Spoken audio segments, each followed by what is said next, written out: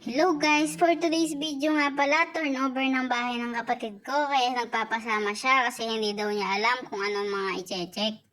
Ito nga pala guys, yung kabawaan ng bahay. Townhouse nga pala ito. Nagagalit pa nga pala nung time na yan ang kapatid ko kasi ang kulit-kulit ng anak niya.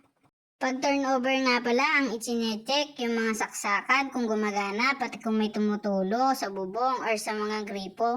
Ganito nga pala guys, ang itsura ng taas, may kisame na. Pag nga pala ganito, nakumuha ng bahay, ang dami pang kailangan gawin, magpipintura pa, ang dami mo pang aayusin sa loob ng bahay mo. Nga pala guys, bababa na ako kasi nandun na yung engineer na nagto-turnover na ng bahay. The next day. At eto nga pala guys, tumutulong ako mag-first coating ng bahay nila kasi wala namang ibang makakatulong. At isa pa nga pala dito, ang mahal-mahal magpapintura. Yun yung bahay namin ni Madam, kami na lang ng kapatid ko rin yung nagpintura, tsaka yung isa kong pamangkin. Shoutout nga pala sa kapatid kong taga-video dito, ang aking kapatid na buntis, nagmamay-ari ng bahay na ito. At nga pala, yung pagpipintura namin dito, madalian na lang kasi malapit na rin silang lumipat. Kaya yung ginagawa ko, sabay na, nagkukorkor na at nagpipintura. Natatakot nga ako kasi baka ako matalsikan sa mata, wala pa naman akong salamin. At ayan na, ang isa, nabeflex pa yung mga kilikili ko. Nakikinakatakot ko, baka mahulog ako sa hagdan, hindi pa naman ako sanay umakyat-akyat. Shoutout nga din pala sa nagpahiram sa amin ng hagdan, kapitbahay nila. Kung walang hagdan, hindi agad kami makakapintura ng madali. Ito nga pala yung mga technique pag nagtitipid tayo guys, para hindi na tayo kumuha ng labor sa pagpipintura. Ang mahal ng pagpipintura, 10,000 agad ang sisingilin sa iyo.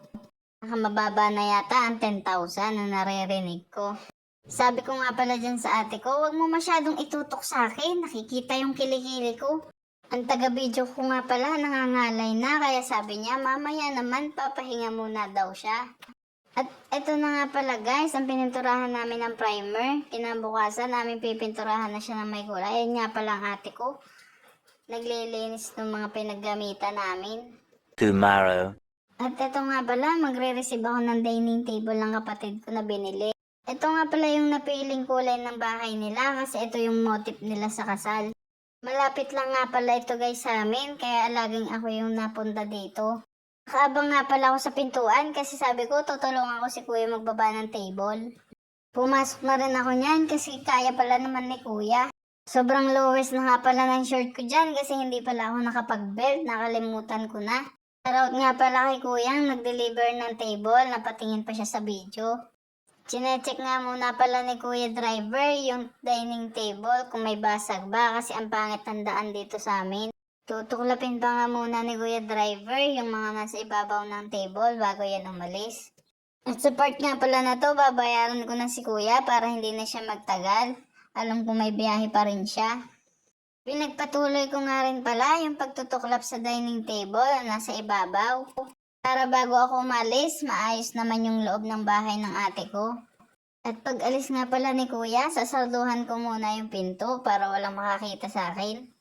Pinagpatuloy ko nga pala ulit yung pagtatanggal ng nakadikit sa ibabaw ng dining table. At ito nga pala, aayusin ko naman yung mga upuan niya para magandang tingnan. Hindi ako magkaintindihan dyan kung paano ko upapwesto. Alam ko naman babaguhin pa rin nila to.